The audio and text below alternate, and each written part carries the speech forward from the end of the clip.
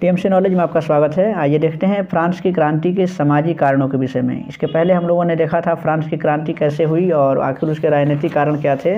तो उसमें आपको बताया गया था कि फ्रांस की जो क्रांति हुई थी वो 1789 में हुई थी और वो पूरे यूरोप की एक युगांतकारी घटना थी, जिसके बाद से एक युग का अंत हुआ और एक नए युग का वहाँ पे आगमन हुआ, यानी कि उसका मार्ग प्रशस्त हुआ। और फ्रांस की क्रांति जो थी असल में वो हुई थी क्योंकि वहाँ पे राजतंत्र था और वहाँ पे लुई 16वां जो वहाँ का शासन जो था, यानी कि उसके समय में ये फ्रांस की क्रांति हुई थी। और किस तरीके से हमने बताया था कि फ्रांस पहले एक बहुत ही शासन शक्तिशाली राज्य था, वहाँ राजतंत्रात्मक शासन व्यवस्था थी, लेकिन लुई 14वां के जो शासनकाल में उसकी प्रतिष्ठा काफ़ी ज़्यादा थी।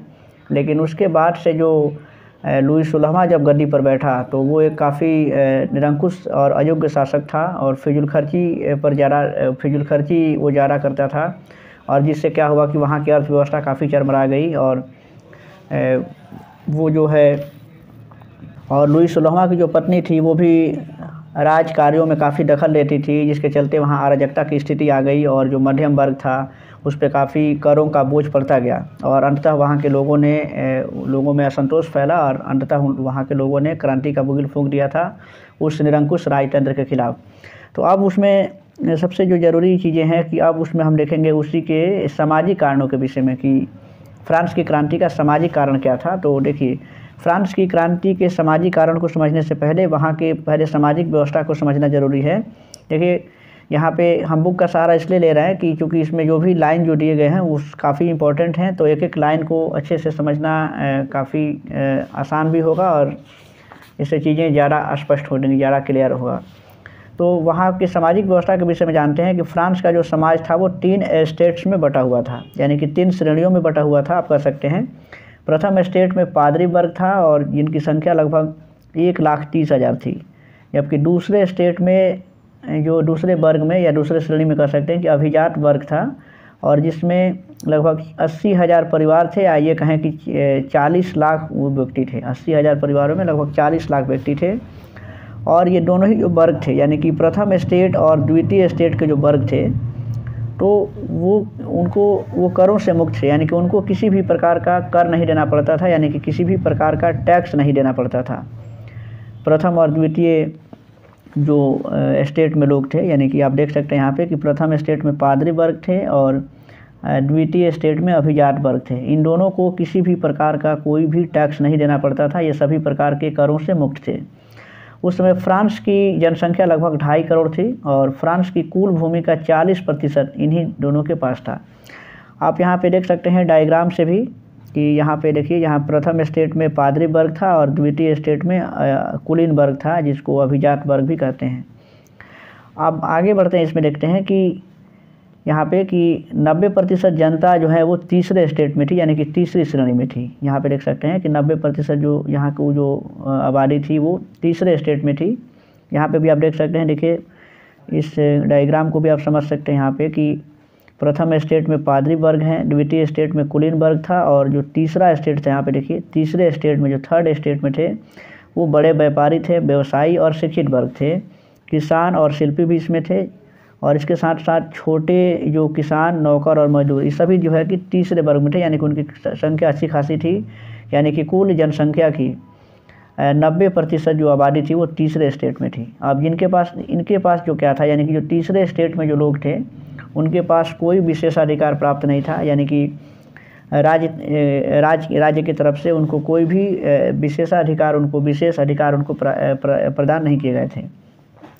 और ये अपने स्वामी की सेवा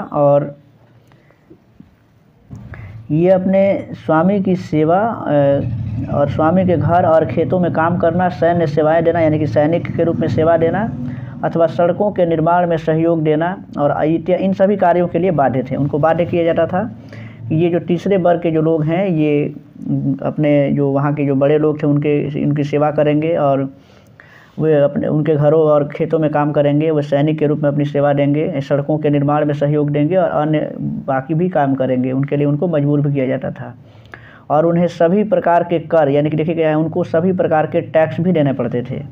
और इसी वर्ग में डॉक्टर भी थे, वकील भी थे, जज, अध्यापक, व्यापारी वर्ग, शिक्षक, लेखक, शिल्पी, मजदूर और ये सभी लोग इसमें थे जो शहरी क्षेत्र में रहते थे। अब यहाँ पे देखते कि यह जो है कि यह वर्ग मध्यम वर्ग था, यानी कि ये मध्यम वर्ग कहलाता था, जिसमें इतने लोग थे जो तीसरे श्रेणी में थे और जिन्हें फ्रांस की क्रांति में अहम भूमिका भी निभाई थी। माना जाता है कि जो फ्रांस की क्रांति थी वो मध्यम वर्गीय क्रांति थी, यानी कि मध्यम वर्ग के लोगों के द्वारा ही वो क्रांति की गई थी। मध्यम वर्ग में सबसे अधिक असंतोष की भी भावना थी। कारण आप जानते हैं कि उनको किसी प्रकार का विशेषाधिकार भी नहीं था, विशेष अधिकार नहीं दिए गए थे और उन्हें सभी प्रकार के टैक्स देने पड़ते थे। जबकि जो पहले और द्वितीय स्टेट में, यानी कि दूसरे श्रेणी में जो पादरी वर्ग थे और जो कुलीन वर्ग थे, जिनको अभिजात वर्ग कहा गया था, उन्हें किसी प्रकार का कोई टैक्स नहीं देना पड़ता था, जबकि मध्यम वर्ग के लोगों को टैक्स देना पड़ता था। और इसका सबसे बड़ा कारण था कि सुयोग्य और संपन्न होते हुए भी, देखिए इनमें कितने जो लोग हैं, शिक्षक से लेकर के छोटे किसान, नौकर, मजदूर, बड़े व्यापारी हैं, शिक्षित वर्ग, ये सभी लोग थे और ये हर प्रकार की सेवा देते थे और इन्हें ये सुयोग्य और संपन्न होते हुए भी कुलीनों जैसा सामाजिक सम्मान उनको, यानी कि उनको रिस्पेक्ट प्राप्त नहीं होता था। जो कुलीन वर्गों को था, जो अभिजात वर्गों को और पादरी वर्ग को जो इज्जत प्रतिष्ठा मिलती थी वो इनको नहीं मिलती थी। संपन्नता और उन्नति के बावजूद भी वे सभी तरह के राजनीतिक अधिकारों से वंचित थे। ये सब कुछ थे, यानी कि संपन्न भी थे और उन्नति के बावजूद, वो उन्नति माने कि वो प्रगतिशील भी थे, इसके बावजूद भी राजनीतिक अधिकारों से वंचित थे। उनको किसी प्रकार का राजनीतिक अधिकार भी नहीं था और राज्य में सभी बड़े पद जो थे, यानी जो राज्य के सभी जो बड़े पद होते थे, जो ओहदे होते थे, वो कुलीन वर्गों के लिए ही सुरक्षित थे, यानी कि वो कुलीन वर्ग ही उस पद पे काम करता था जो बड़े पद होते थे। और उनका मानना था कि सामाजिक ओहदे का आधार योग्यता होना चाहिए, न कि वंश होना चाहिए। जो मध्यम वर्ग के लोग थे वो ये सोचते थे कि जो बड़े पदों पर जो कुलीन वर्ग होते थे तो ऐसा नहीं होना चाहिए, सामाजिक जो ओहदे हैं उसका आधार योग्यता के आधार पर लोगों को पद देना चाहिए, न कि वंश के आधार पर। इसका मतलब हुआ कि वहाँ का जो पद था वो आनुवंशिक था। जो कुलीन और पादरी वर्ग के जो लोग थे वहीं बड़े पदों पर आसीन होते थे। तो इसमें यही कारण था कि उन मध्यम वर्ग के लोगों में काफ़ी असंतोष की भावना थी। दूसरा यहाँ पे देख सकते हैं कि मध्यम वर्ग के साथ जो कुलीन वर्ग के लोग थे वो बहुत बुरा और असमानता का भी व्यवहार करते थे। मतलब कि मध्यम वर्ग के लोग थे, जो तीसरे स्टेट में 2 लोग थे, तो ऊपर के जो 2 स्टेट यानी प्रथम और द्वितीय स्टेट के जो लोग थे उनके साथ, मध्यम वर्ग के लोगों के साथ काफ़ी बुरा बर्ताव करते थे, असमानता का व्यवहार भी करते थे और यह बात उन्हें काफ़ी अपमानजनक भी लगती थी मध्यम वर्ग के लोगों को। और इसी वजह से फ्रांस की क्रांति की सबसे महत्वपूर्ण जो नारा था वो समानता था, जिसे मध्यम वर्ग ने आगाज़ किया था, यानी कि उसकी शुरुआत की थी। यानी कि मध्यम वर्ग के लोग न सिर्फ राजनीतिक अधिकारों से वंचित थे या फिर न सिर्फ उनको सभी कर देने पड़ते थे, बल्कि उनको समाज में एक इज्जत प्रतिष्ठा भी नहीं मिलती थी। उनको काफ़ी अपमानजनक ज़िंदगी जीनी पड़ती थी और यही कारण है कि उन लोगों ने उसका सबसे महत्वपूर्ण नारा दिया था फ्रांस की क्रांति के समय कि, यानी कि वो समानता के पक्षधर थे, यानी कि वो चाहते थे कि समाज में उनको भी समानता का अधिकार मिले, उनके साथ भी अच्छे व्यवहार हों, उन्हें भी सामाजिक बड़े पदों पर रखा जाए।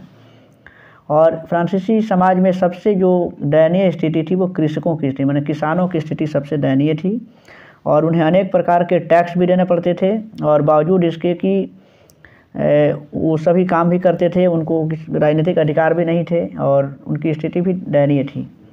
तो फ्रांस की क्रांति के पूर्व ये देखिए यहाँ पे एक मिथक है कि कहा जाता था कि कुलीन वर्ग जो है कि लड़ते थे, पुजारी पूजा करते थे और जन साधारण उनका खर्च जुटाते। मतलब कि ये दोनों जो वर्ग थे, कुलीन वर्ग थे वो और पादरी जो वर्ग थे वो पूजा करते थे, कुलीन वर्ग लड़ते थे, लेकिन और उससे जो अपार जो जन धन की क्षति होती थी उसको उस सभी जो है कि टैक्स के माध्यम से वो किसानों से वसूला जाता था और यही उसकी सामाजिक कारण रहे और अंततः इन लोगों में असंतोष की भावना बढ़ी और इन लोगों ने फ्रांस के राजतंत्र के खिलाफ क्रांति का बिगुल फूंक दिया और अंततः वो व्यवस्था को बदल दिया। तो फ्रांस की क्रांति के सामाजिक कारणों को आप देखिए यहाँ पे 3 बिंदुओं के माध्यम से आप समझ सकते हैं। देखिए यहाँ पे सामाजिक कारण के विषय में दिया है। पहला है कि मध्यम वर्ग में राजनीतिक अधिकारों के प्रति सजगता जगी, यानी कि मध्यम वर्ग के लोग भी ये चाहने लगे कि उनको भी राजनीतिक अधिकार मिले। राजनीतिक अधिकार मतलब कि उनको वोट देने का अधिकार मिले और उनको और बाकी जो राज्य के जो पद हैं उन पर भी उनकी योग्यता के आधार पर उनको भी रखा जाए। और दूसरा था कि सामाजिक असमानता में से असंतोष था, यानी कि उनके साथ सामाजिक जो असमानता का भेदभाव किया जाता था, उनको समानता की भावना से नहीं देखा जाता था। तो या उनको समान अवसर प्रदान नहीं किए जाते थे, इस वजह से उनमें काफ़ी भारी संतोष था। और तीसरा पॉइंट हो सकता है कि कृषकों की जो किसानों की स्थिति थी वो काफ़ी दयनीय थी। तो इन 3 बिंदुओं के आलोक में हम सामाजिक कारणों का जिक्र कर सकते हैं या उसका अध्ययन कर सकते हैं। तो ये फ्रांस की क्रांति के सामाजिक कारण थे। उम्मीद है आपको ये समझ में आएगा और पसंद भी आएगा। इसके बाद नेक्स्ट वीडियो में हम आर्थिक कारणों पर चर्चा करेंगे। उसके बाद से उसके क्रांति के क्या परिणाम हुए और उससे क्या बदलाव हुए, उन सभी बिंदुओं पर चर्चा की जाएगी।